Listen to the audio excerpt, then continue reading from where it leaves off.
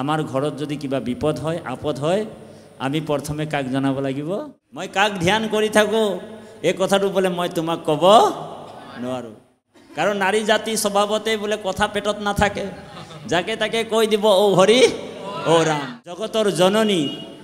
জগতৰ জননী কোন যিবিলাক প্ৰাণীক আমি হত্যা কৰিছো কাটি কিনে ডিঙি কাটি টুকুৰা টুকুৰি কৰি পিচ পিচ কৰি ফ্ৰাই কৰি ও হৰি ও ৰাম কৰি আছো সেইবিলাক জীৱ বোলে দাগ উঠাৰ লৈ কিনে নৰকত আমাক বাট চাই থাকিব কাৰণ জীৱ হত্যা কৰা মানুহ কেতিয়াও স্বৰ্গলৈ নাযায় বৈকুণ্ঠলৈ নাযায় বোলে শিৱক পাবৰ কাৰণে বৰ ল'বৰ কাৰণে মই কি কৰিব লাগিব বোলে দেৱতাৰ ভিতৰত অলপতে সন্তুষ্ট হোৱা দেৱতাজনৰ নাম কি যে আমি যিবিলাক দেৱতাক আশা কৰি আছো সেই দেৱতাবিলাক আমাক ৰক্ষা কৰিব বুলি সেই দেৱতাসকল আমাক ৰক্ষা কৰিব পাৰিব নে নাই সেই দেৱতাসকল সেই যোগ্যতাটো আছে নে নাই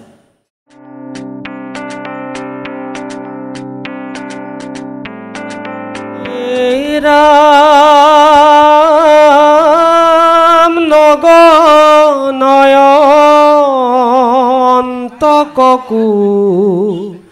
নিশংক মনত কৃষ্ণ ভৈলা সাগৰৰ পাৰ চৰিয়া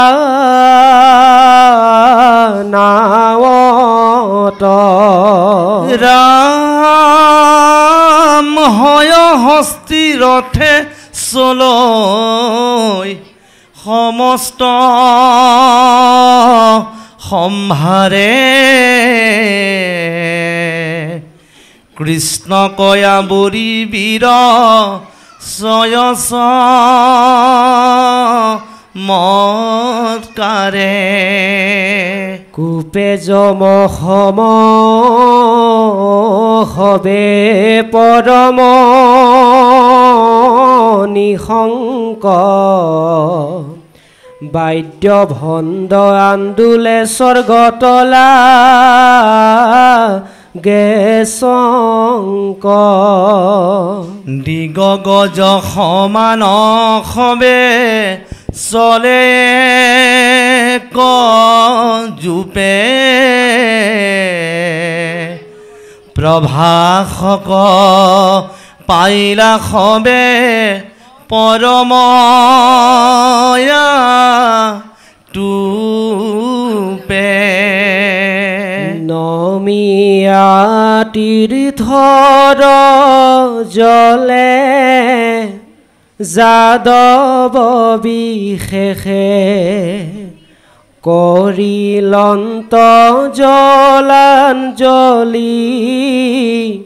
কৃষ্ণৰয়া দেখে ৰাম বিশিষ্ট প্ৰকভুঞ্জাই কৰিয়া সন্মান সুবৰ্ণৰ যত ভূমি দিলা ধেনু দান ৰাম হয় হস্তি ৰথ ছত্ৰ অলংকাৰে মন্দিৰ দেন্ত দান দিজক দুৰ্গতি যাওক খন্দি যদুবংশ ধ্বংস হোৱাৰ কাৰণবিলাক কি আছিল আমি আপোনালোকৰ মাজত প্ৰকাশ কৰিম আৰু এই পদ যেতিয়া শেষ হ'ব তেতিয়া আমাৰো ঔ হৰি ঔ ৰাম হ'ব লাগিব মানে যাব লাগিব গতিকে কৃপালু বাপাই সমস্ত কৃষ্ণৰ কৃপাত ভগৱানৰ কৃপাত এনেকুৱা সন্ত সমাজ পায় ভকতৰ সং পায় সাধু সং পায় আৰু সেই আনন্দটো আজি যিটো আপোনালোকৰ আনন্দ বা আমাৰ আনন্দটো ভাষা নাই বুজাবৰ কাৰণে হয়নে বাৰু বাপ ভক্তিটো দিখাবা বস্তু নহয় আৰু ভক্তিটো জোখমাক কৰা বস্তু নহয় বোলে তাতি বাপে ভাগৱতৰ ব্যাখ্যা কৰে তাতি বাপৰ গাত মিটাৰটো লগাই দিলে বোলে 100 উঠি গ'ল বুজিছেনে আৰু আমাৰ নামঘৰীয়া বাপৰ বোলে শাস্ত্ৰৰ কথা নাজানে, তেখেতৰ গাত মিটাৰটো লগাই দিলোঁ 10 উঠি গ'ল, এনেকুৱা কোনো কথা নাথাকে। ভক্তিটো নিজা বস্তু, যোনে যিমান ভকতি কৰিব সিমানে সেইজন ফল পাব। গীতাত অৰ্জুনক কৈছে কৃষ্ণই, জৈসা কৰ্ম কৰেগা ऐसा फल देगा ভগৱান, এহি হে গীতা কা জ্ঞান। গীতাত কৃষ্ণই অৰ্জুনক কৈছে, যে যথামম প্ৰপদ্যন্তে তাস তথৈমৌ ভজামহ্যম, যোনে যেনেকৈ কৰ্ম কৰিব তেনেকৈ তাৰ ফলটো তেওঁ লাভ কৰিব। কিন্তু আজি আপুনি মই কি কৰ্ম কৰিছোঁ? সৎকৰ্ম। এইটোৱে হৈছে সৎকৰ্ম, আৰু এইটোকে কৈছে ভাগৱত ধৰ্ম। ভাগৱত ধৰ্ম আমি পালন কৰিছোঁ। আজি এই নামঘৰত আমাৰ উদ্যোক্তা মণ্ডলীয়ে কায়িকভাৱে, মানসিকভাৱে, শাৰীৰিকভাৱে 3 দিনীয়া কাৰ্যসূচীৰে নিজৰ স্বাৰ্থ ত্যাগ কৰি, হয়নে বাৰু, দিনে ৰাতিয়ে এই অনুষ্ঠানটো কেনেকৈ আমি সাফল্যমণ্ডিত কৰিব পাৰোঁ অৰ্খনিকে চেষ্টা কৰিছে। ইয়াত পুণ্য হ'ব বা কিবা ফল পাম সেই বুলি আশা কৰা নাই, হয়নে প্ৰভু? ইয়াত কিবা বহুত কিবা পাম বুলিতো আপোনালোক আশা কৰা নাই। কেৱল এটাই আশা যে সেই পৰম আনন্দ, পৰম ঈশ্বৰ কৃষ্ণক, সেই আনন্দক আমি লাভ কৰিব পাৰিম। সেইকাৰণে অকল আস্তিক মানুহে অকল ভক্তি নকৰে। আমি ভাবোঁ যে অকল আস্তিক মানুহে ঈশ্বৰক ভজনা কৰে, নাস্তিকো ভগৱানক ভজনা কৰে। বোলে নাস্তিক কেনেকৈ ভগৱানক ভজনা কৰে? তাৰ উদাহৰণটো আমি দিছোঁ। কাৰণ সুখ আৰু আনন্দটো সকলোৱে বিচাৰে।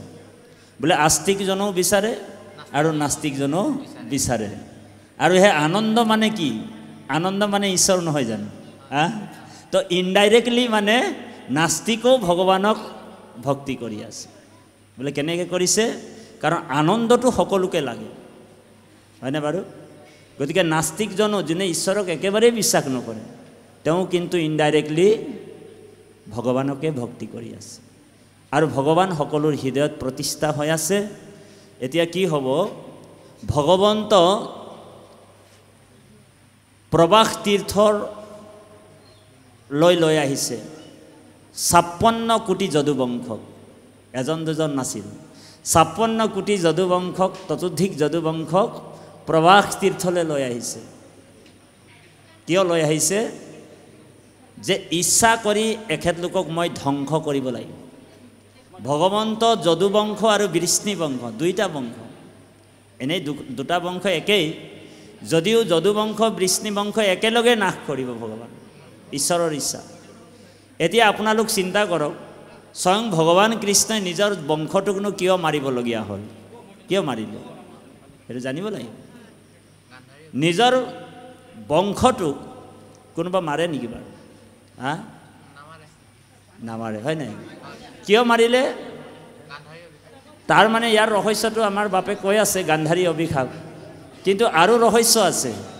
ৰহস্যটো এইটোৱে যে যেতিয়া অভিমান হয়, অহংকাৰ হয়, অহংকাৰী ব্যক্তিক ভগৱন্ত কেতিয়াও পচন্দ নকৰে। আৰু যদুবংশ বীৰসকল এজন এজন ইন্দ্ৰৰ সমান সমান বলৱান আছিলে। ওলাই গ'ল ভাগৱত, এজন এজন ইন্দ্ৰৰ সমান সমান বলৱান আছিলে।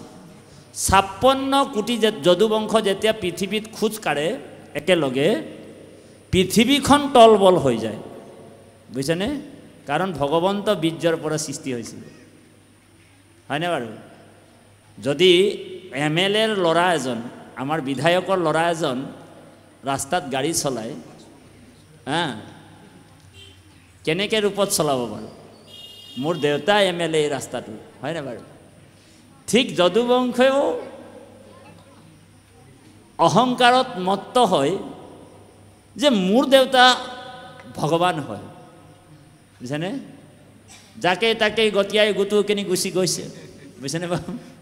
তেতিয়া ভগৱান চিন্তা কৰিলে, আৰে মোৰ নিজৰ বলবীৰ্যৰ পৰা ইহঁতক সৃষ্টি কৰিলোঁ, ইহঁতৰ ইমান অভিমান হৈ গ'ল, ইহঁতক যদি কেনেবাকৈ মই পৃথিৱীত ৰাখি থ'ম, ধৰাধামত ৰাখি থ'ম, তেনেহ'লে মোৰ এই সৰ্বাংগময় সুন্দৰ পৃথিৱীখনক একেবাৰে ৰখাতলত ধ্বংস কৰি লৈ গুচি যাব।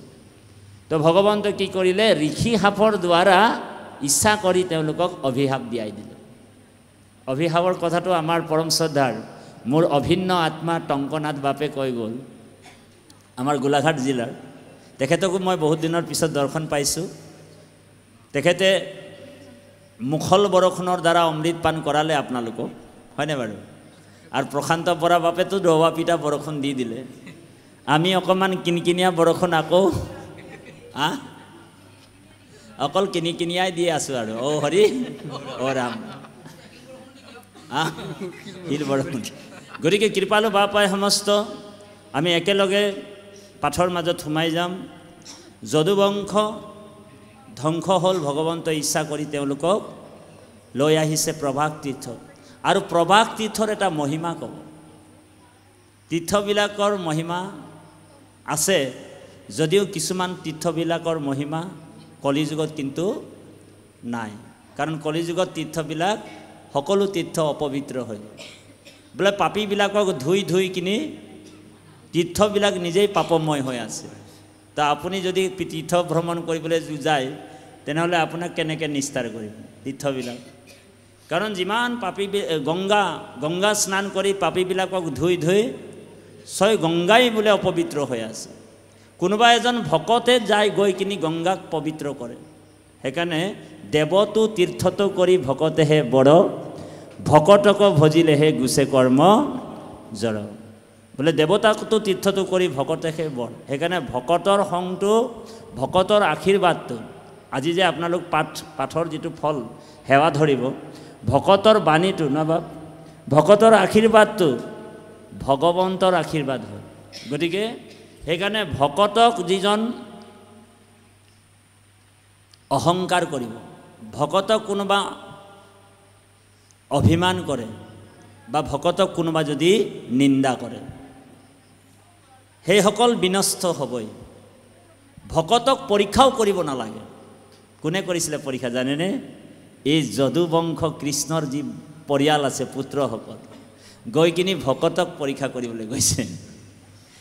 এটা হাম্ব নামৰ এজন যদুবংশৰ কৃষ্ণৰ নাতি যদুবীৰসকলে কি কৰিলে, তেওঁ এজনী ধুনীয়া তিৰোতা সজাই দিলে। আৰু তিৰোতা সজাইছে উৰণি দিয়াই দিছে আৰু পেটত কি কৰিছে, কাপোৰ চাপোৰ সুমুৱাই কি কৰিলে, গৰ্ভৱতী সজাই দিছে। আৰু ভকত য'ত সন্ত সমাজ য'ত ভাগৱত গীতা পাঠ কৰি আছিলে তাত মানে তেওঁলোকক পৰীক্ষা লৈছে ধুনীয়াকৈ, যে হে ভকত সমস্ত, হে সন্ত, হে বৈষ্ণৱ, তোমালোক কোৱাচোন, তোমালোকতো ভূত ভৱিষ্য চবেই জানা, তোমালোক কোৱাচোন এই যে তিৰোতাজনী পূৰ্ণ 9 মাহ 10 দিনৰ গৰ্ভৱতী। গতিকে এখেতৰ বোলে পেটৰ কেঁচুৱাটো ল'ৰা আছে নে ছোৱালী আছে বোলে চাই দিয়া। তেতিয়া অন্তৰ্যামী ভকত বৈষ্ণৱসকলে গম পালে যে এইটো এটা তিৰোতা নহয়, এইটো এটাতো পুৰুষ হয় আৰু আমাক উপলম্বা কৰিছে। তো বৈষ্ণৱে কি কৰিলে, যে সন্তক পৰীক্ষা কৰিবলৈ আহিছ বোলে, এইটো ল'ৰাও নহয় ছোৱালীও নহয়, এটা শিল হ'ব বুলি কৈ দিলে, যা লোহাৰ টুকুৰা হ'ব বুলি কৈছে। লগে লগে অভিশাপ কাপোৰ খুলি দেখিছে সঁচাকৈ লোহাৰ এটা শিল আছে। লগে লগে সেই শিলটোৰ পৰাই কি হ'ল, যদুবংশ ধ্বংস হ'ল। প্ৰথমে গৈ কিনি উগ্ৰসেনক জনাইছিলে খবৰটো, কিন্তু কৃষ্ণক নজনালে। জগতৰ ঈশ্বৰক নজনোৱাৰ কাৰণে তেওঁলোকৰ বিপদটো আহি গ'ল, বাঢ়ি গ'ল। সেইকাৰণে কৃপালু বাপাই সমস্ত আমাৰ ঘৰত যদি কিবা বিপদ হয়, আপদ হয়, আমি প্ৰথমে কাক জনাব লাগিব? ঈশ্বৰক জনাব লাগিব। ঈশ্বৰে হৈছে আমাৰ বন্ধু, ঈশ্বৰে হৈছে পৰম বান্ধৱ। ঈশ্বৰকে আমি হৃদয় বিশ্বাস কৰিব লাগিব। আমি বিশ্বাস কাক কৰোঁ? ডক্টৰক কৰোঁ বেছি, হয়নে বাৰু? কিন্তু ডক্টৰে যেতিয়া হাত দাঙি দিয়ে তাৰপিছত অ' হৰি অ' ৰাম, তাৰপিছত ভগৱানক কৰোঁ। গতিকে কৃপালু বাপাই সমস্ত পাঠৰ মাজত আমি সোমাই যাম বাৰু। প্ৰথমে আমি সকলোৱে এফাকি ঘোষাৰে অমৃতবাণী ঘোষাৰে সেৱা জনাইছোঁ সকলোৱে সহযোগ কৰিব কৃষ্ণ কৃষ্ণ প্ৰভু ভগৱন্ত অনন্ত ঈশ্বৰ প্ৰপ্ৰণ জনতাৰ তুমি প্ৰিয়তম পৰম দেৱতা জানিয়া লৈলো শৰণ তুমি প্ৰিয়তম পৰম দেৱতা জানিয়া লৈলো শৰণ ইয়াত ছবি চন্দত কবিৰ উপদেশত কৈছে শুনিওক সবাসদ মহাভাগৱত পদ মহন্তৰ কেনে দেখা দুখ কেতিক্ষণে ধৰৈ কালে যাবে আছে ভালে ভালে শুয়া ঝান্তে কৃষ্ণৰ সন্মুখ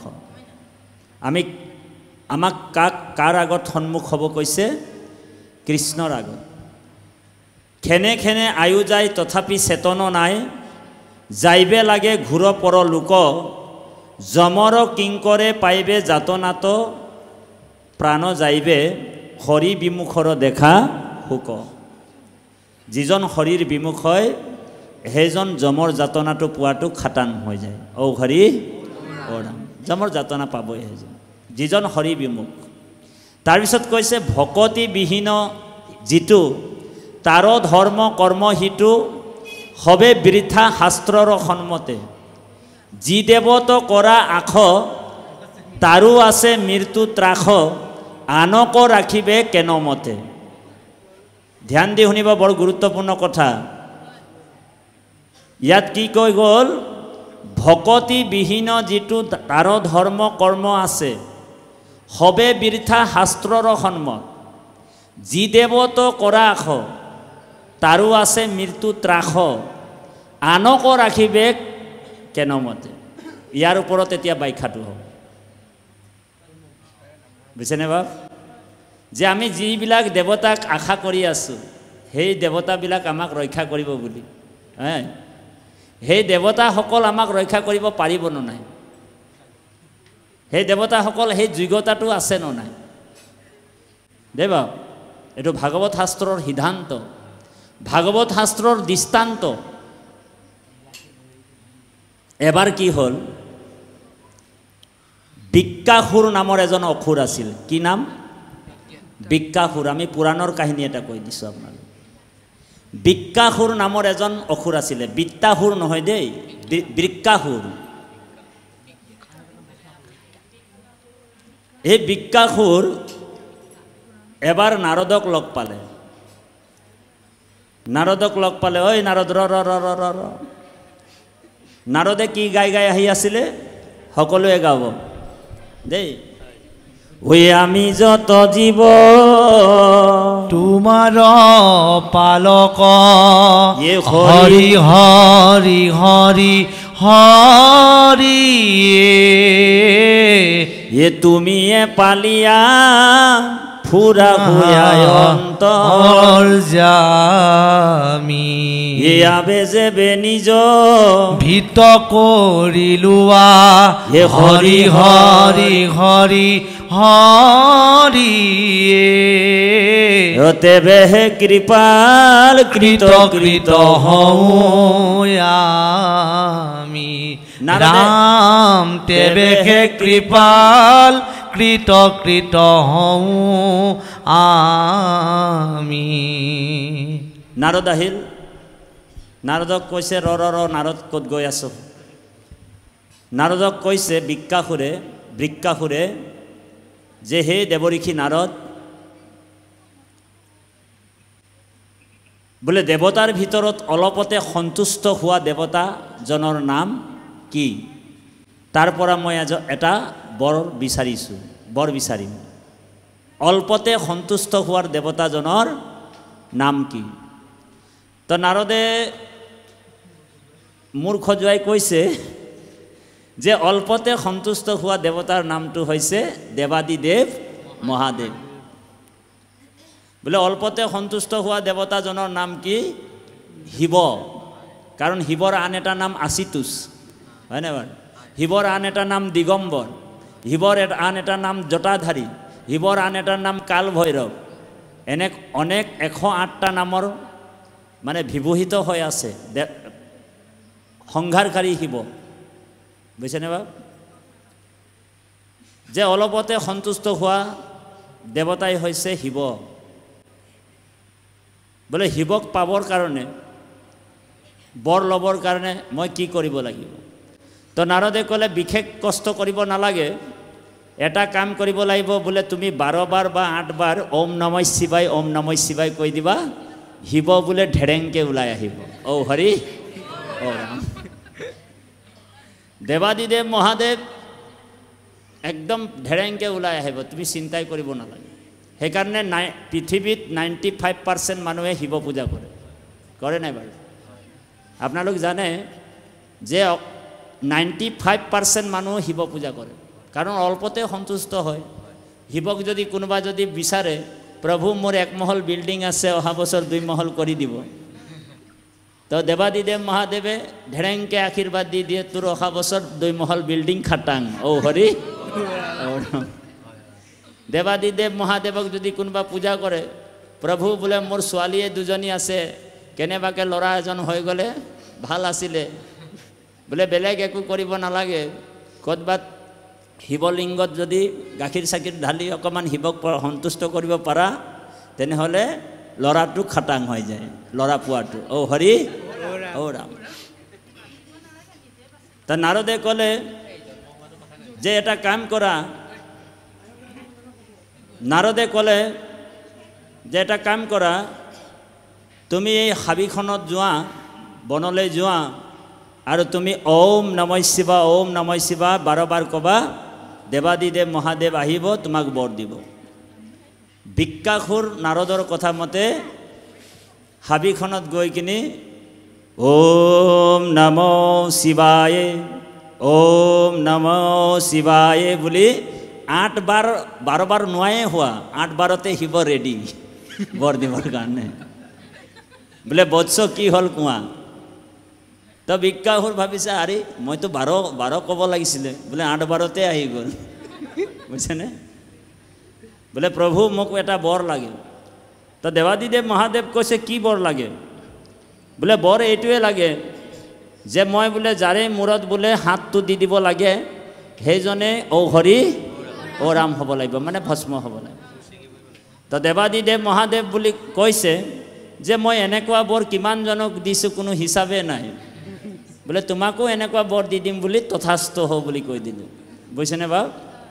আৰু লগে লগে বৰ দি দিলে। আৰু যেতিয়া বৰ পাই গ'ল, শিৱটো গুচি গ'ল, অন্তৰ্ধান হৈ গ'ল।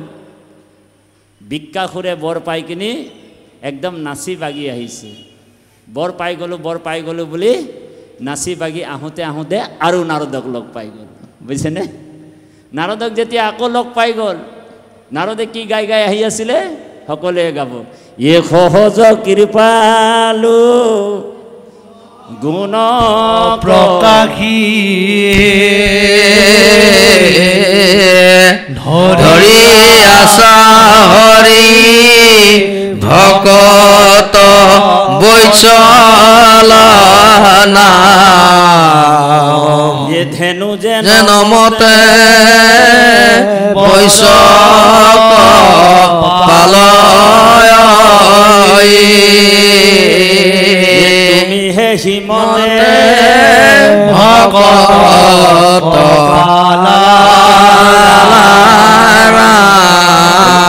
ৰাম, তুমি হে হিমতে ভকত কপাল। নাৰদক যেতিয়া বিকাসুৰ চালে, ঐ নাৰদ ৰখা ৰখা ৰখা ৰখা ৰখা। তো নাৰদে কৈছে নাৰায়ণ নাৰায়ণ কোৱা, বিকাসুৰ বৰ পালা? বোলে বৰটো পালোঁ, কিন্তু টেষ্টিংটো বোলে তোমাৰ মূৰতে চাব লাগিব। বোলে বৰটো পাই গ'লোঁ, কিন্তু টেষ্টিংটো কাৰ মূৰত চাব লাগিব? বোলে তোমাকে প্ৰথমে লগ পাইছোঁ, বোলে তোমাৰ মূৰতে এতিয়া হাতটো দি চাওঁ, দেৱাদিদেৱ মহাদেৱে শিৱই মোক বোলে সঁচা বৰ দিলে নে মিছা বৰ দিলে? তো নাৰদে কৈছে, নাৰায়ণ নাৰায়ণ, কি ৰকম মানুহ ৰে তুই?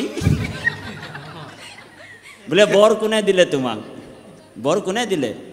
বোলে বৰটো বোলে মোক দেৱাদিদেৱ মহাদেৱে দিলে, শিৱইহে দিলে। তো নাৰদে কৈছে, টেষ্টিংটো বোলে তাৰ মূৰত কেলে নাচালা তুমি? তো অসুৰৰ দিমাগ, অসুৰে কৈছে, অঁ নাৰদ তুই ঠিক বললি। লগে লগে অসুৰটোৱে কি কৰিলে? ট্ৰাণ লৈ ল'লে। ট্ৰাণ মানে বেক মাৰি দিলে। বেক মাৰি কৈলাশলৈ গৈ আছে। কৈলাশ গৈ পাই গ'ল, বুজিছেনে বাৰু? কৈলাশত মহাদেৱে এনেকুৱা বহি আছে, 10,000 কৰোৰ বছৰলৈকে তপস্যা কৰে। পাৰ্বতীয়ে সুধিছে, 10,000 কৰোৰ বছৰলৈকে ধ্যানত বহি থাকে দেৱাদিদেৱ মহাদেৱ। পাৰ্বতীয়ে প্ৰশ্ন কৰিছে, প্ৰভু গোটেই জগতখন তীৰ জগতে তোমাক সেৱা কৰে, তৈলোকৰ তুমি ঈশ্বৰ, হয়নে বাৰু? তুমি জটাধাৰী, তুমি কাল ভৈৰৱ, গোটেই জগতখন তোমাৰ আণ্ডাৰতে চলি আছে বুলি গম পাওঁ, বোলে তুমিনো কাৰ ধ্যান কৰি আছা? হয়নে? পাৰ্বতী সুধিছে, এইটো হৰমোহন খণ্ডত আছে দেৱা, ভাগৱততো আছে শিৱমোহনত। তো কৈছে পাৰ্বতীক কৈছে মহাদেৱে, হে পাৰ্বতী, বোলে ইটো কথা পৰম গুপুত, কহিবাৰ নুহিকে যুগুত। এইটো মোৰ পৰম গোপনীয় কথা, বোলে মই তোমাক ক'ব নোৱাৰোঁ, বুজিছেনে? মই কাক ধ্যান কৰি থাকোঁ এই কথাটো বোলে মই তোমাক ক'ব নোৱাৰোঁ। কাৰণ নাৰী জাতি স্বভাৱতে বোলে কথা পেটত নাথাকে, যাকে তাকে কৈ দিব ঔ হৰি ঔ ৰাম। কিন্তু ঢেকিয়াল গাঁৱৰ আইসকল নহয় তেনেকুৱা বাৰু, কৃষ্ণ। ঢেকিয়াল গাঁৱৰ আইসকল এনেকুৱা নহয় বাৰু দিয়ক। ঢেকিয়াল গাঁৱত পৰচৰ্চা পৰনিন্দাটো নকৰে। পৰচৰ্চা পৰনিন্দা একেবাৰে নকৰে। ইমান সুন্দৰভাৱে আসনত বহি ভাগৱতৰ কথা শুনি থাকে, ঔ হৰি ঔ ৰাম। কৃপা হওক বাৰু, ভগৱানৰ কৃপা হওক। আমি আশীৰ্বাদ দি গৈছোঁ যে ভগৱন্তে এনেকুৱাই আপোনালোকক আনন্দ মনেৰে ৰাখক, আৰু জগতৰ পৰম ঈশ্বৰ ভগৱানক এনেকুৱাই ভক্তি কৰি থাকক। আপোনালোকৰ সুস্বাস্থ্য দীৰ্ঘায়ু কামনা কৰিছোঁ। ঔ হৰি ঔ ৰাম। তাৰপিছত কি হ'ল? দেৱাদিদেৱ মহাদেৱ এনেকুৱা বহি আছে, ধ্যানমগ্ন হয়, আৰু এইফালে জগতৰ জননী কোন? বোলে জগদম্বা, হয়নে বাৰু? জগত জননী, জগধাত্ৰী, মা দুৰ্গা বিউটিফুল, ইমান বিউটিফুল, বোলে ভুৱন মোহিনী ৰূপ ধৰি বহি আছে ছাইডত। অসুৰটো গৈ পালে, অসুৰটোৱে দেখিছে যে এই দেৱাদিদেৱ মহাদেৱ কৈলাশত বোলে বহি আছে, কেনেবাকৈ যদি মই বোলে শিৱক যদি ভস্ম কৰিব পাৰোঁ, অসুৰৰ দিমাগ হেৰি হ'ল, এনেও খেলি মেলি, দৈত্যই কি ভাবিব বাৰু? অসুৰবিলাকে কি ভাবে? দেৱাদিদেৱ মহাদেৱক যদি কেনেবাকৈ ঔ হৰি ঔ ৰাম কৰিব পাৰোঁ, যদি দেৱাদিদেৱ মহাদেৱক যদি কেনেবাকৈ ভস্ম কৰিব পাৰোঁ, তেনেহ'লে ঔ হৰি ঔ ৰাম। তো দেৱাদিদেৱ মহাদেৱে ভাবিছে, সঁচাকৈ কিজানি মোৰ ভকতজন মোৰ ওচৰত আহিছে, আকৌ ৰিটাৰ্ণ হৈ কিনি আৰু চাগে বৰ ল'বলৈ আহিছে। তাৰপিছত মহাদেৱক কৈছে যে প্ৰভু, তুমি মোক বৰ দিছিলা, কিন্তু বৰটো তুমি সঁচা বৰ দিলা নে মিছা বৰ দিলা? বোলে তোমাৰ মূৰত অকণমান টেষ্টিং কৰিবলৈ আহিছোঁ। শিৱই ভাবিছে সৰ্বনাশ, বোলে মোৰ বৰটো কেতিয়াও মিছা হ'ব নোৱাৰে, বুজিছেনে বাৰু? লগে লগে শিৱই পাৰ্বতীৰ ফালে কেৰাহীকে চালে যে, পাৰ্বতী তুমি এতিয়া এটা কাম কৰিব লাগিব, অন্ত্ৰ ধ্যান হৈ অন্ত্ৰহিত হৈ গুফাৰ ভিতৰত লুকাব লাগিব। বোলে মই এতিয়া কৈলাশ এৰি পলাব লাগিব বোলে। ঔ হৰি ঔ ৰাম। অসুৰে কৈছে, আৰে শিৱ, তই কেলে পলাব বিচাৰিছ? বোলে মোক মিছা বৰ দি কিনি তই পলাব বিচাৰিছ? ৰ শিৱ, ৰ বুলি কওঁতে শিৱ ত্ৰিশূল লৈ কিনি আগফালে দৌৰ মাৰিছে, বুজিছেনে? দেৱাদিদেৱ মহাদেৱৰ পিছফালে ভস্মাসুৰ গৈ আছে। তেওঁৰ নাম আন এটা ভস্মাসুৰ, বিকাসুৰ। দৌৰ মাৰোঁতে যেতিয়া দৌৰ মাৰিছে, কাৰণ পিছফালৰ পৰা এটেম বম আহি আছে, বুজিছেনে? পিছফালৰ পৰা কি বম আহিছে? এটেম বম আহিছে। এনেকুৱা স্বৰ্গ মৰ্ত্য পাতাল, এইটো ভাগৱতত আকৌ বেলেগকৈ আছে, কিন্তু পুৰাণত আকৌ বেলেগকৈ আছে। দেৱা পুৰাণত এই ভস্মাসুৰ হিচাপে আছে, কিন্তু ভাগৱতত আকৌ ভগৱান বট ৰূপে তেওঁলোক শিৱক ৰক্ষা কৰিছে। কিন্তু ভাগৱততো আছে কাহিনীটো, কিন্তু ভগৱন্ত মোহিনী ৰূপত ৰক্ষা কৰিছে শিৱক পুৰাণত, আৰু ভাগৱতত আকৌ বটু ৰূপ ধৰিছে ভগৱান। তাৰপিছত এনেকুৱা স্বৰ্গ মৰ্ত্য পাতাল খেদোতে খেদোতে খেদোতে নন ষ্টপ দৌৰ মাৰিছে, ৰোৱা নাই আৰু, কাৰণ পিছফালে কি আহি আছে? এটেম বম আহি আছে। এনেতে মানে বৈকুণ্ঠৰ যিটো ৰাস্তা আছিল, সেই ৰাস্তাত মানে ইউটাৰ্ণ এটা লৈ ল'লে। তো লক্ষ্মীয়ে মানে ভগৱান কৃষ্ণ সদায় আপোনালোক জানে ভগৱান ক'ত শুই আছে? অনন্ত হৈ, হয়নে বাৰু? ক্ষীৰসাগৰ, ক্ষীৰসাগৰটো হয় কাৰ্যালয় ভগৱান, তাত যিমান কাম কাজবিলাক ভগৱানে কৰে ক্ষীৰসাগৰ। আৰু যিটো আমাৰ গুৰুজনাই প্ৰতিষ্ঠা কৰিছে গোলকধাম, সেইটো বেলেগ, সেইটো বৈকুণ্ঠ। সেই জেগাত আকৌ পূৰ্ণানন্দ ভগৱান থাকে, আৰু ক্ষীৰসাগৰটো অৰ্চাৰূপে ভগৱান থাকে, যিটো কাৰ্যালয়, বুজিছেনে বাৰু? ক্ষীৰসাগৰলৈকেহে ব্ৰহ্মা বিষ্ণু মহেশ্বৰৰ এণ্ট্ৰি আছে। ব্ৰহ্মা বিষ্ণু মহেশ্বৰ তিনিজন আকৌ দেই, এখন এখন ব্ৰহ্মাণ্ডত তিনিজন দেৱতা আছে। কেইজন কেইজন? তিনিজন। এনেকুৱা অনন্ত কোটি ব্ৰহ্মাণ্ড আছে। সেইকাৰণে জয় জয় কৃষ্ণ কৃপা ময় মহেশ্বৰ, যাৰ আজ্ঞা হিৰে বহে ব্ৰহ্মা হৰি হৰ। ভাগৱতৰ আৰম্ভণিতে কৈছে অনন্ত কোটি ব্ৰহ্মাণ্ড আছে, আৰু অনন্ত কোটি ব্ৰহ্মাণ্ডৰ হৰি অধিকাৰী বুলি কৈছে। সেইকাৰণে মহাপুৰুষ মাধৱদেৱে কৈছে গোবিন্দ গোবিন্দ গোবিন্দ ৰাম মুৰাৰী, অনন্ত কোটি ব্ৰহ্মাণ্ডৰ হৰি অধিকাৰী। এনেকুৱা ক্ষীৰসাগৰ ফালৰ পৰা এনেকুৱা যাওঁতে লক্ষ্মীয়ে ভগৱন্তৰ ভৰি দবাই আছে। লক্ষ্মী কোন হয়? আপোনালোক বেলেগকে লক্ষ্মীক পূজা নকৰিলেও হয়, বোলে লক্ষ্মী কাৰ বোলে হেৰি হয়? ভাজ্যা হয়। হা, ভগৱন্তৰ ভাজ্যা, হয়নে বাৰু? কৃষ্ণ ভগৱানৰ ভাজ্যা নহয় জানো পত্নী? এতিয়া আপুনি চিন্তা কৰক কথাটো, লক্ষ্মীয়ে যেতিয়া অকলে থাকে, অকলে আহে, তেতিয়া ফেঁচা মানে উল্লু মানে বুজি পাইছেনে? উল্লুৰ বাসনত বহি আহে, মানুহবিলাকক উল্লু কৰাই দিয়ে, বুজি পালেনে? যেতিয়া অকলে আহে উল্লু বনাই মানুহক, যে মোক পূজা কৰ, তহঁতক উল্লু বনাই গুচি যাম। অ হৰি, হিন্দীত কৈ নহয় উল্লু বনা দিয়া বুলি কৈছে। লক্ষ্মীক চিংগুলকে পূজা কৰিলে কি কৰিব আপোনালোক? বোলে উল্লু বনাই দিব আপোনালোক। আৰু যদি নাৰায়ণৰ লগত পূজা কৰে, তেনেহ'লে আপোনালোকক অ হৰি মালামাল কৰি দিব দেই। সেইকাৰণে লক্ষ্মীক নাৰায়ণৰ ৰূপতে আমি চাব লাগিব। কাৰণ আপোনালোক জানে, এখন গৃহস্থৰ পৰা যদি কিবা এটা বস্তু আনিবলৈ যায়, আইগৰাকীয়ে পটককৈ বস্তুটো দিব পাৰে নেকি? নিজৰ স্বামীজনক সুধিবই লাগিব। সেইকাৰণে লক্ষ্মীয়েও ভগৱানক সুধিহে কিবা এটা বস্তু দিব। মানে আপোনাক যেনিবা কোৰ এটা বিচাৰিলোঁ ধৰি, আমি কোনোবা বাপ এজন গ'ল, আমাৰ বাপজনৰ নামটো কি আছে? দিলীপ শৰ্মা বাপে গ'ল, কোৰ এখন বিচাৰি কাক গ'ল? ধৰি লওক আমাৰ দাস বাপৰ ঘৰ গ'ল দেই বাপ, যে বাপ বোলে আপোনাৰ কোৰটো দিয়ক। বাপজন নাছিল, কিন্তু আমাৰ দাস বাপ নাছিল দেই, কিন্তু আইগৰাকী আছিল। আইগৰাকীক বিচাৰিছে, কিন্তু আইগৰাকী কিন্তু কোৰটো দিব নোৱাৰে, কাৰণ কোৰটো বহুত লাগতিয়াল বস্তু, হয়নে বাৰু? আইগৰাকী কৈছে, মোৰ বাপজন আহক, আপুনি কোৰটো লৈ যাব, কিজানি কিবা দৰকাৰী কামেই আছে। সেইকাৰণে ভগৱন্তক মানে ভক্তি নকৰাকৈ কোনো সিদ্ধি লাভ কৰিব নোৱাৰে, কোনো মুক্তি লাভ কৰিব নোৱাৰে।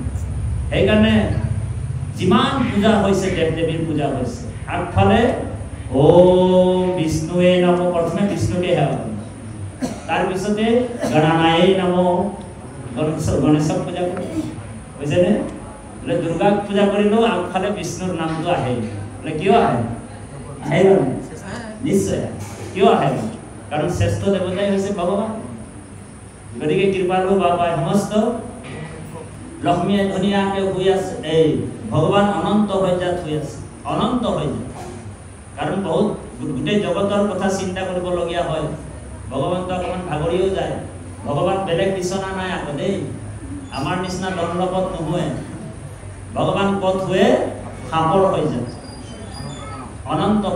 অনন্ত ফনা আছে আৰু অনন্ত ফনাৰ সাপটো অকমান ওপৰতল যেতিয়া হয় ভগৱন্তক ধুনীয়াকে খজুৱাই ভাল লাগিছে আৰু ভালকে টোপনি এটা আহি যায় ভগৱান আৰু এইফালেতো লক্ষ্মীও ভৰি দবাই আছে আপোনালোক ফটোবিলাকতো চাব ভগৱন্ত ধুনীয়াকে টোপনি এটা মাৰি থাকে পদ্মনাভ ভগৱানে আৰু লক্ষ্মীয়ে ধুনীয়াকে টোপনিয়াই সেৱা কৰি আছে ভগৱান এনেতে এইফালৰ পৰা দেৱাদিদেৱ মহাদেৱে খেদি আহি আছে কোন ভিক্ষা কৰি আহি আছে বুঝছে না আহোঁতে পটককে বৈকুণ্ঠৰ ৰাস্তাটোত পাৰ হৈ গুচি গ'ল কাৰণ স্বৰ্গ মধ্য পাতাল নন ষ্টপ পলাই আছে তাৰ ভয়ত ভস্ম হ'ল তো লক্ষ্মীয়ে ভগৱানক উঠাইছে হৰি শুনিছানে ভগৱানক কৈছে কি হ'ল কোৱাচোন বোলে এটা কথা প্ৰভু বোলে কি কথা বোলে প্ৰভু সেইজন বোলে দেৱাদিদেৱ মহাদেৱ নহয় জানো সংহাৰকাৰী ভগৱান চালে হয় সেইজনেই জগত বিনাশকাৰী জগতত প্ৰলয় আনি দিয়া খনে গোটেই জগত নাশ কৰি দিয়া ত্ৰিপুৰাৰী দেৱাদিদেৱ মহাদেৱ আৰু প্ৰভু বোলে পিছফালে কোন আহি আছে বোলে পিছফালে এজন বোলে ভিক্ষাসুৰ তাৰ নাম কি ভিক্ষাসুৰ বোলে ঘটনাটো কি কোৱাচোন প্ৰভু বোলে ঘটনা কি আৰু বোলে সেই ভিক্ষাসুৰক বোলে বৰ এটা বিচাৰি দিলে ভিক্ষাসুৰে যে যাৰ মূৰতে হাতটো দি দিব সেইজনে ভস্ম হৈ যাব এই বুলি বৰটো দি দিলে দেৱাদিদেৱ মহাদেৱ এতিয়া বোলে বিপদ তাৰ নিজৰে হৈ গ'ল বোলে তাৰে মূৰত বোলে এতিয়া হাতটো দিবলৈ আৰম্ভ কৰিছে বোলে খেদি ফুৰিছে তাৰপিছত লক্ষ্মীয়ে কৈছে প্ৰভু যেনেকৈ নহওক তোমাৰে ভকত হয় বোলে তুমিতো ৰক্ষা কৰিব লাগিব বুজিছেনে তো ভগৱান কৈছে যে মোৰ কি দৰকাৰ কৰিছে বোলে মই মোৰ কি দৰকাৰ কৰিছে বোলে এনেকুৱা বৰ কেলে দিব বুজিছেনে প্ৰভু বোলে এনেকুৱা বৰ শিৱই কেলে দিব তাৰপিছত লক্ষ্মীয়ে বহুত ৰিকুৱেষ্ট কৰাৰ পিছত ভগৱান কি কৰিলে ক'লে গ'ল মহাদেৱৰ ওচৰত ইফালৰ পৰা মহাদেৱ আহি আছে আৰু ভগৱান কৈছে শিৱক ৰখা তো শিৱই কৈছে বোলে মোৰ টাইম নাই বোলে পিছফালে একদম গমাই আছে বোলে মোৰ টাইম নাই বোলে তো ভগৱান কৈছে ৰচোন মই সমাধান কৰিমচোন ৰবা তাৰপিছত শিৱই কৈছে বোলে মই তোৰ ওপৰতো ভৰসা নাই বিশ্বাস নাই তো ভগৱান বহুত ৰিকুৱেষ্ট কৰাৰ পিছত শিৱই ৰৈ গ'ল শিৱক ক'লে তুমি এটা গছ হৈ ৰৈ যোৱা মই অসুৰটো আহক মই নিজৰ কাম কৰিম যেতিয়া শিৱই গছৰ ৰূপত আহি গ'ল ইফালৰ পৰা অসুৰটো আহি আছিলে ভগৱন্ত একেবাৰে ইমান ধুনীয়া বিউটিফুল ৰূপ এটা ধৰি মোহিনী ৰূপ দেই অসুৰটো খেদি আহি আছিলে অকস্মাতে শিৱক নাপায় আগফালে ইমান সুন্দৰী নাৰী এগৰাকী পাই কিনি অসুৰে শিৱৰ কথা পাহৰি গ'ল লগে লগে প্ৰস্তাৱে ৰাখিল অসুৰে প্ৰস্তাৱে ৰাখি দিছে যে হে সুন্দৰী মই তোমাক বোলে অৰ্ধাংগিনী বনাব বিচাৰিছো বোলে তোমাক অৰ্ধাংগিনী বনাব বিচাৰিছো তুমি মোৰ অৰ্ধাংগিনী হবানে তো ভগৱন্ত মিচিককে হাঁহি মাৰি কৈছে এনেই ভগৱান ইমান ধুনীয়া আৰু নাৰী ৰূপটো কিমান ধুনীয়া হ'ব আপোনালোকে চিন্তা কৰক ভগৱান ইমান ধুনীয়া দেখিবলৈ আৰু নাৰীৰ ৰূপ হ'লে কিমান ধুনীয়া হ'ব বুজিছেনে ইমান ধুনীয়া নাৰীৰ ৰূপ ভগৱন্ত ল'লে ভগৱন্ত মিচিককে হাঁহি মাৰি কৈছে হয় বোলে ময়ো তোমাক বোলে প্ৰিয়তম বনাব বিচাৰিছো কিন্তু এটা চৰ্ত আছে প্ৰথমে এড্ৰেছটো সুধিছে যে হে নাৰী বোলে তোমাৰ এড্ৰেছ কোৱা, তোমাৰ ঘৰ কোৱা, তোমাৰ মা দেউতাৰ নাম কোৱা, আৰু এই হাবিখনত বোলে অকলে অকলে তুমি কি কৰিছা? অকলটোৱে কৈছে, বুজিছেনে? তেতিয়া কি কৈছে? ভগৱান মিচিককে হাঁহি মাৰি কৈছে যে মোৰ কোনো এড্ৰেছেই নাই, মোৰ কোনো মা বাবাৰ নাই, বোলে মোৰ ঠিকনাই নাই। তো অকলটো ভাবিছে বোলে বড় ভাল কথা, বোলে যাৰ ঠিকনাই নাই, মানে ঠিকনাই নাই, এড্ৰেছ নাই, ও হৰি যাৰ এড্ৰেছেই নাই তো তাক বোলে অতি সোনকালে পাই যাম, তাক বোলে মই অতি সোনকালে পাই যাম, সেই বুলি প্ৰস্তাৱ কৰিলে আৰু কৈছে যে মই তোমাক অৰ্ধাংগিনী বনাম। তো ভগৱান কৈছে এটা মোৰ চৰ্ত আছে, মোৰ মা দেউতাই যেতিয়া মোক এই হাবিখনত এৰি থৈ গৈছিলে, বোলে মোক কৈ গৈছে যিজন পুৰুষে বোলে তোমাক বোলে নৃত্যত পৰাস্ত কৰিব পাৰিব, সেইজন পুৰুষৰ ওচৰত তুমি বিয়া হৈ গুচি যাবা। গতিকে মোক তুমি নৃত্যত পৰাস্ত কৰিব লাগিব।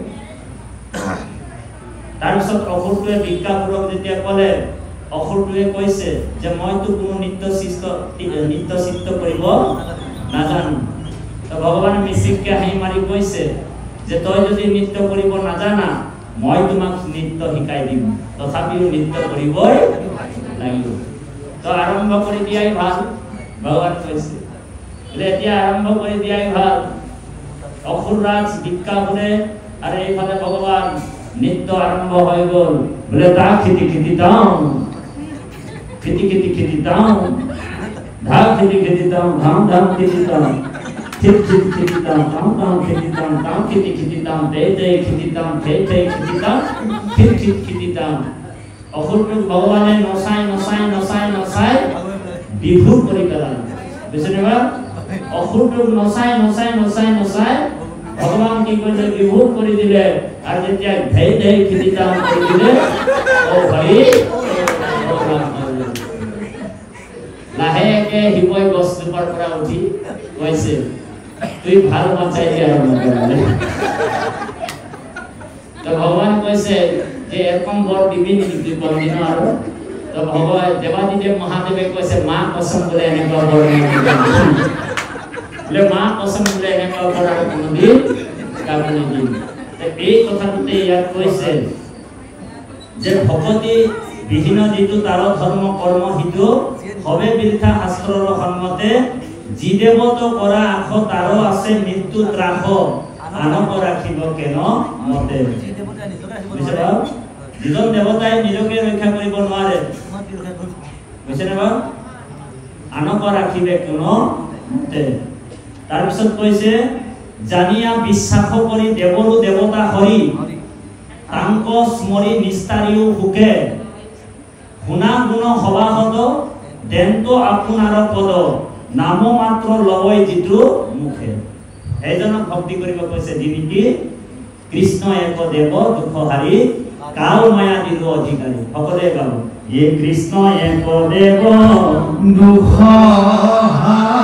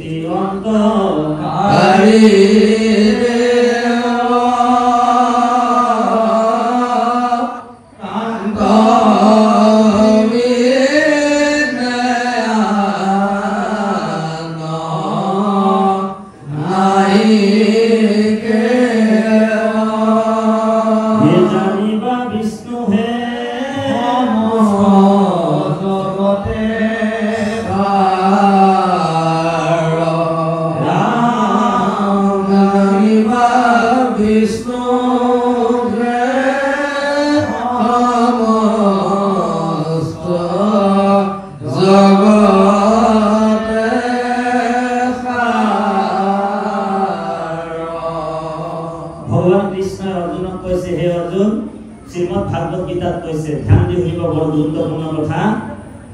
অৰ্জুনক কৈছে, হে অৰ্জুন, তোমাক 6টা যুগ কৰ্মযুগৰ কথা 6টা অধ্যায়ত ক'লো। তাৰপিছত 6টা অধ্যায়ত জ্ঞান যুগৰ কথা কৈছে আৰু 6টা অধ্যায়ত ভক্তি যুগৰ কথা কৈছে। তাৰপিছত একেবাৰে শেষত ভগৱান কৃষ্ণই অৰ্জুনক কৈছে, হে অৰ্জুন, এতিয়া যিটো কথা তোমাক কম, একেবাৰে গোপনীয়ত্ব গোপনীয়, গোপনীয়ত্ব গোপনীয়, গোপনীয়ত্ব গোপনীয়, প্ৰাইভেটৰো প্ৰাইভেট, প্ৰাইভেটৰো প্ৰাইভেট, প্ৰাইভেটৰো প্ৰাইভেট কথাটো মই তোমাক এতিয়াহে কম, অৰ্জুনক কৈছে। শ্ৰীমদ ভাগৱত গীতা 18 অধ্যায়ৰ 62 নম্বৰ শ্লোক, নোট কৰি ল'ব পাৰে কিন্তু। শ্ৰীমদ ভাগৱত গীতাত অৰ্জুনক কৈছে, হে অৰ্জুন, তোমাক আগত যিবিলাক কথা ক'লো সেইবিলাক গোপনীয় আছে। এতিয়া যিটো কথা কম, একেবাৰে প্ৰাইভেটৰো প্ৰাইভেট, প্ৰাইভেটৰো প্ৰাইভেট, প্ৰাইভেটৰো প্ৰাইভেট কথাটো মই তোমাক এতিয়াহে কম। বুজিছেনে বাৰু? বোলে সৰ্বগুৰুত্তমম ভূয়ম শীৰ্ণো মে পৰম বজ্জ ইষ্টু সসি দৃঢ়মিতি বাইখামি তে সিতম। তোমাৰ হিতৰ কাৰণে এতিয়া মই একেবাৰে গোপনীয় কথাটো এতিয়াহে কম। তো অৰ্জুনে ঠিক ঠাক পালে যে প্ৰভু তুমি ইমান দীঘল লেকচাৰ কেলে মাৰিলা তেনেহ'লে, যদি একেবাৰে গোপনীয় কথাটো এতিয়াহে ক'বলৈ আছিলে যদি। বুজিছেনে বাৰু? ভগৱান কৈছে অৰ্জুনক, হে অৰ্জুন, বোলে মান মানা ভৱ মদ ভগতু মদ জাতি মাম নমস্কুরু মামে বসৈসি সত্যম তে প্রতি জানে প্রিয় সসিমে। হে অর্জুন, মহাপ্রভু মাধবদেবে অনুবাদ করেছে ভূকা, সকলে গাও। ये मुक्त मात्र होना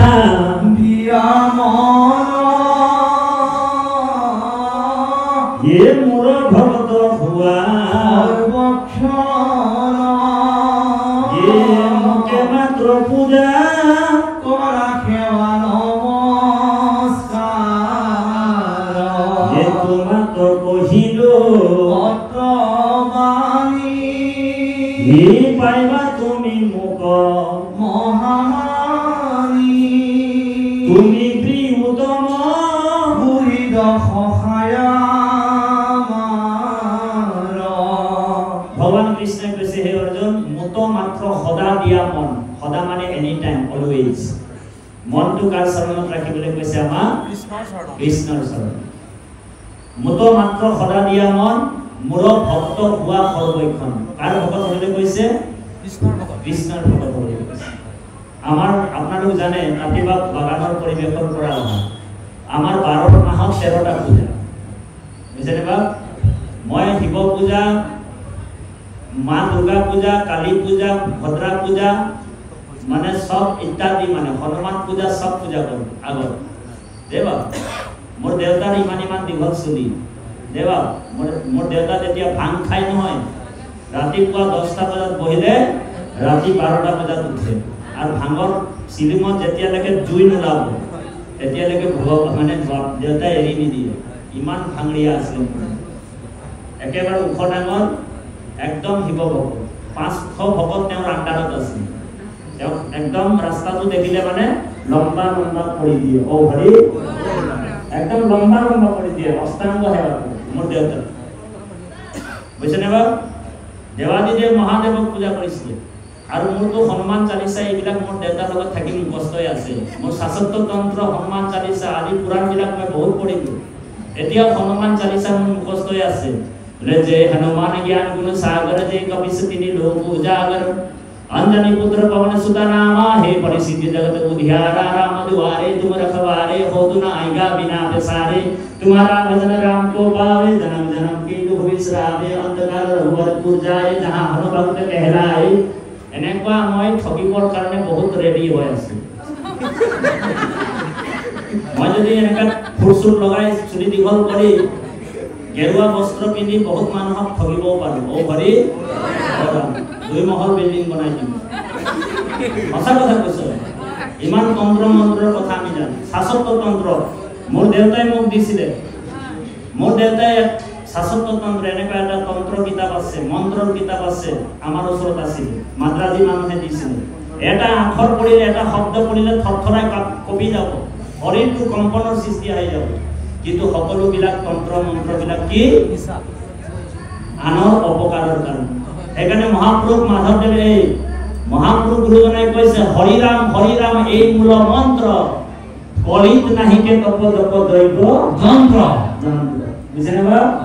বলে হরিরাম হরিরাম এই মূল মন্ত্র, কলিত কলিত নাহিকে তপ জপ যজ্ঞ যন্ত্র, এইবিলাক কাম নাই। কোনোবা কৰিছে বাৰু, আৰু কৰক বাৰু। কাৰোবাৰ আস্থা আছে, তাতি বাপে দেৱ দেৱীক পূজা কৰিবলৈ আপোনালোকক মানা কৰাই নাই, কাৰণ কাকো অন্তৰাত্মাত আঘাত দিব নাপায়, সেইটো শাস্ত্ৰে কোৱা নাই। কিন্তু নিৰ্ণয়টো আকৌ নিজৰ। দেৱা গীতাত অৰ্জুনক কৈছে, হে অৰ্জুন নিৰ্ণয়টো তোমাৰ নিজৰ, তুমি কোনটো পথত গ'লে তোমাৰ কল্যাণ হ'ব। মহাত্মা গান্ধীও কৈছিলে, কি বুলি কৈছিলে, জীৱনৰ আটাইতকৈ কঠিন কামটো হৈছে নিৰ্ণয় কৰা, কোনটো ধৰিলে মই শুদ্ধ পথত যাব পাৰিম। গতিকে মহাপুৰুষ ধৰ্ম আমি গ্ৰহণ কৰিম। এক দেৱ এক হে একবিনে নাইকে। সেইকাৰণে বিশ্বলৈ আহ্বান কৰিছে গুৰুজনাই, জগত গুৰুজনাই। ভাগৱতৰ প্ৰথম স্কন্ধ নহয়, দ্বিতীয় স্কন্ধতে কৈছে উবানৰ লোক, উবানৰ লোক কোনোবা জাতিক কোৱা নাই দেৱা, কোনো এটা নিৰ্দিষ্ট ধৰ্ম কোৱা নাই, সমস্ত জীৱক কৈছে উবানৰ লোক হৰি ভজি মুক ধৰাইটো পদেখ, এৰা আম জাল জীৱা কত কাল জৰা ভৈৰা পৰবেশ। কলিযুগৰ মানুহৰ আয়ু এনেও কম আছে, ইয়াত তপ জপ যজ্ঞ কৰিবলৈ সময় নাই। মানুহবিলাকৰ মনবিলাকেই মলিন, কোনো ব্ৰতেই কৰিব নোৱাৰে। কলিযুগত একাদশী ব্ৰত কোনোবা কৰিব পাৰিব নেকি? একাদশী ব্ৰত পালন কৰিবলৈ হ'লে 11টা নিয়ম পালন কৰিব লাগিব। আজি যেনিবা আই এগৰাকীয়ে একাদশী ব্ৰত পালন কৰিবলৈ ৰাতিপুৱা গাটো ধুই কিনি ঠিক ঠাক হৈ ল'লে যে মই আজি একাদশী ব্ৰত কৰিম, আৰু 10টামান বজাত যদি খুব জোৰকে ভোক লাগি গ'ল, তেওঁ যদি মনতো ভাবি ল'লে কিবা এটা খাই ল'ব পৰা হেঁতেন ভালেই আছিল, লগে লগে একাদশী ব্ৰত হৰি। কলিযুগত কোনো তপ জপ যজ্ঞ ভাল পুৰুষিত লোক নাপাব। দ্বাদশ স্কন্ধত ভাগৱতত লিখিছে যে কলিযুগত ভাল ব্ৰাহ্মণ নাপাব। কলিযুগত ব্ৰাহ্মণ বিলাকো অকল লগুণটোহে চিন থাকিব, ভাগৱতত লিখা আছে। বোলে তাতি বাবে সজাই মেলাই নাই কোৱা, কাৰোবাৰ আত্মাত আঘাত দিবলৈ নাই কোৱা। দ্বাদশ স্কন্ধ আপোনাৰ ভাগৱত পঢ়িব, একদম পাতে পাতে লিখিছে। সেইকাৰণে কলিযুগক শ্ৰেষ্ঠ ধৰ্ম দিছে। আমাৰ গুৰুজনাই কৈছে কলিযুগত কেৱল হৰি। তেতিয়া প্ৰাণী হিংসাটো আমি বন্ধ কৰিব লাগিব। মানুহবিলাকে অকাৰণতে জীৱবিলাক হত্যা কৰি কি কৰে, স্বৰ্গলৈ গতি কৰে। বোলে যজ্ঞে ৰিষ্টে স্বৰ্গগতিম পাৰ্থয়ান্তে ত্যক্তম ভুক্তম স্বৰ্গলোকম বিশালম ক্ষীণম পুণ্যম মৃত্যুলোকে বসন্তি। বুজিলে? যিবিলাকক আমি জীৱবিলাকক হত্যা কৰিছো আজি, হয় নাই, অবলা জীৱবিলাকক যে আমি হত্যা কৰোঁ অলপ দিনৰ আগত, এইটো আপোনালোক মিডিয়াত নিদিব, মই কথাটোৱে কৈছোঁ। অ হৰি অ ৰাম দেৱা, সেইটো সত্য কথাটো আমি কৈছা দিলেও দিব পাৰোঁ। অলপ দিনৰ আগত 2017 চনত এজন ফিল্মি এক্টৰৰ পিতা ৰিতেশ দেশমুখ, তেওঁৰ নাম আছিল, ফিল্মি এক্টৰ, ধামাল চিনেমাটোত আছিল। ৰিতেশ দেশমুখৰ পিতা MP টিকেট পাবৰ কাৰণে, কি টিকেট, MP টিকেট পাবৰ কাৰণে মহাৰাষ্ট্ৰৰ পৰা 27টা মহ কামাখ্যাত উৎসৰ্গা দিছিলে, বলি দিছিলে। এটা মহ 27টা মহ, আৰু 27টা মহ যেতিয়া বলি দিলে, নিউজ লাইভ গৈছিলে তাত। সেইকাৰণে আমি আকৌ আপোনালোকক কৈছোঁ যে মিডিয়াত দিলেও দিব, কাৰণ এইটো নিউজ লাইভতে দেখাইছে। তাৰমানে বিতৰ্কত আমি পঢ়িব নিবিচাৰোঁ, যদিও সত্যটো ক'ব লাগিব। তাৰপিছত কি হ'লে, 27টা মহৰ যেতিয়া ডিঙি কাটি দিয়া হ'ল, 27টা মহৰ শিংবিলাকক লৈ কিনি তাত থকা পাণ্ডাবিলাকে মুখটো ডিঙিটোত সোমাই কিনি তেজ খাই আছিলে। অ হৰি অ ৰাম, নিউজ লাইভ কৰি আছে, বুজিছেনে বা? 27টা মহৰ মাংস কিমান হ'ব জানেনে আপোনালোক 27টা মহৰ মাংস 2 ঘৰ মাংস আধা ঘণ্টাতে সভা হৈ গ'ল এটুকুৰাও নাই ও হৰি ওরা আমি মুসলমান মানুহবিলাকক দুখ দি থাকিলে হ'ব নেকি হা মুসলমান মানুহ ভাইবিলাকক আমি দুখ দিব নাপায় কাৰণ আমিও একেই কাম কৰি আছো জীৱ হত্যা প্ৰাণীবধ আৰু যিবিলাক প্ৰাণী আমি হত্যা কৰিছো সেই প্ৰাণীবিলাক প্ৰথম স্কন্ধ ভাগৱততে আছে যিবিলাক প্ৰাণীক আমি হত্যা কৰিছো কাটি কিনে ডিঙি কাটি টুকুৰা টুকুৰি কৰি পিচ কৰি ফ্ৰাই কৰি ও হৰি ওৰাম কৰি আছো হয় না পেটৰ এই শৰীৰৰ তৃপ্তি তৃষ্ণা দূৰ কৰিছো সেইবিলাক জীৱ বোলে দা কুঠাৰ লৈ কিনে নৰকত আমাক বাট চাই থাকিব কাৰণ জীৱ হত্যা কৰা মানুহ কেতিয়াও স্বৰ্গলৈ নাযায় বৈকুণ্ঠলৈ নাযায় সেই জীৱবিলাকে বাট চাই আছে তইতো আহিবি আমাক কাটি কিনে পিচ কৰি টুকুৰা টুকুৰি কৰি হৰি ওৰাম কৰি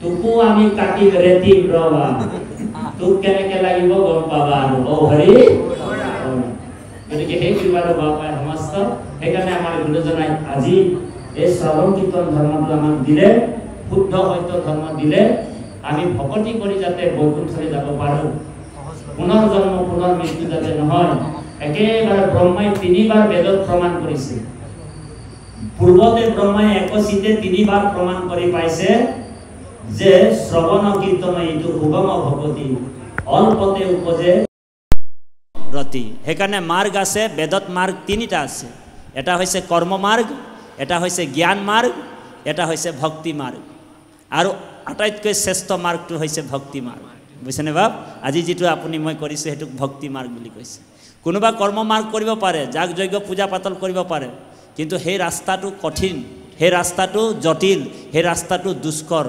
যেনেকৈ তেজপুৰ টাউনত কোনোবা যদি সোমাই যায় তেনেহ'লে গাড়ীৰ জাম চাম বহুত থাকে নাই হা আৰু কোনোবা যদি বাইপাছেদি গুচি যায় বোলে সময়ো খৰচ কম হৈ গ'ল আৰু জামটোও নাপালে তো ভক্তি মাৰ্গটো একেবাৰে বাইপাছ টাইপৰ মানে বস্তু গতিকে আপোনালোক বাইপাছটো লৈ ল'ব লাগিব এনেই জামবিলাকত সোমাই কিনি কোনো কাম নাই কৰ্মকাণ্ডত গতিকে কৃপালু বাপাই সমস্ত আমি বহুত দূৰ যাবও লাগিব গতিকে কৃপালু বাপাই সমস্ত আপোনাসৱৰ পৰা আমি মেলানি মাগিছোঁ গাড়ীৰ পিছফালে লিখা থাকে আকৌ নাহিম বুলি কাৰণ ইমান যাগ যজ্ঞ পূজা পাতল কৰা কথা কোৱাৰ পিছত আৰু কোনেনো মাতিব তাতি বাবা আৰু কোনেও নামাতে গতিকে বাৰু মাতিলেও নামাতিলেও আপোনাসৱৰ মৰম চেনে ভাল পালোঁ শুদ্ধ সত্য বাস্তৱ কথাটো আমি ক'ব লাগিব কিছুমান ব্যাখ্যাকাৰে লুকাই দিয়ে কথাটো শুদ্ধভাৱে নকয় বুজিছেনে কিছুমান ব্যাখ্যাকাৰে লুকুৱাই দিয়ে কিন্তু আমি তেনেকুৱা নহয় আমাৰ ডিঙি ইয়াতে ও হৰি ওৰাম হৈ গ'লেও আমি ভয় কৰিবলগীয়া কথা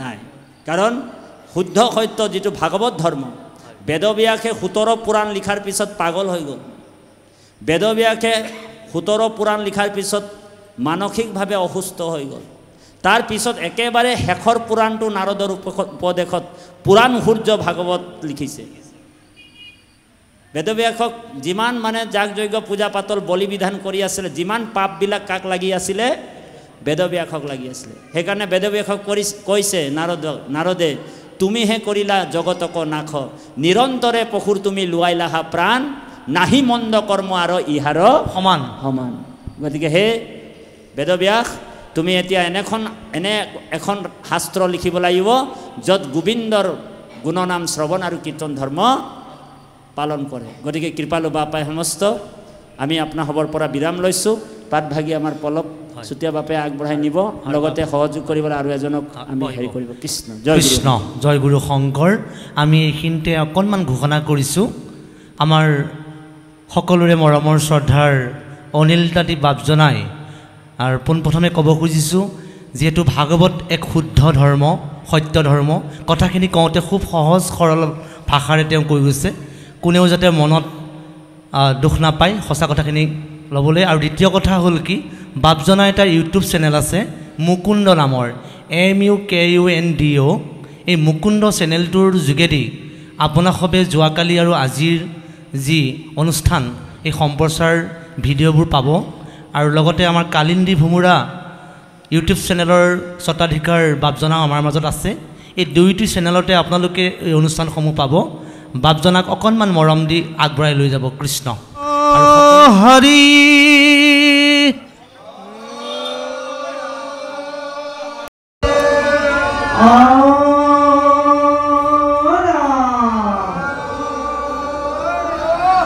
কৃষ্ণ শংকৰ গুৰু হৰি ৰাম ৰাম বয়াহে হৃদয়ৰ মাজে যমুনা বয়াহে হৃদয়ৰ মাজে অভকত ৰসং পাইলো ৰসং কোনোবা জনমৰ হৰেহি যমুনা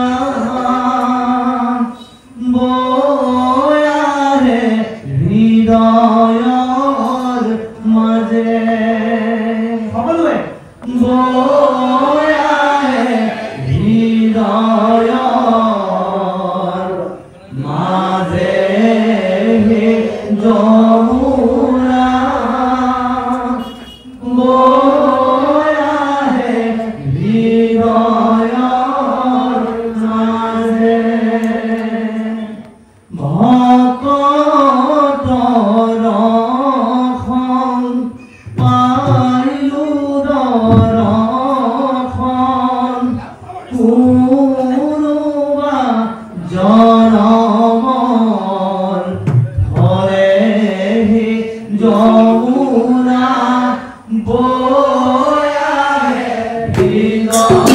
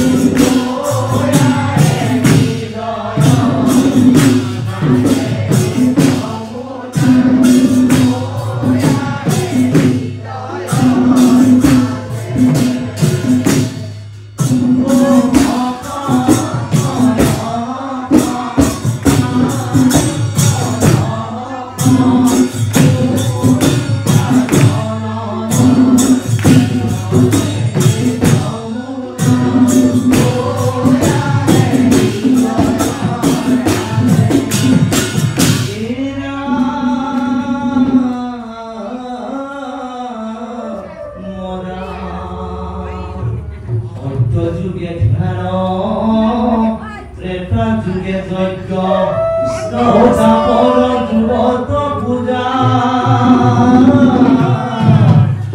অকলিত হৰিৰ কীৰ্তন বিনাই অয়াৰ নাহিকে দুজায়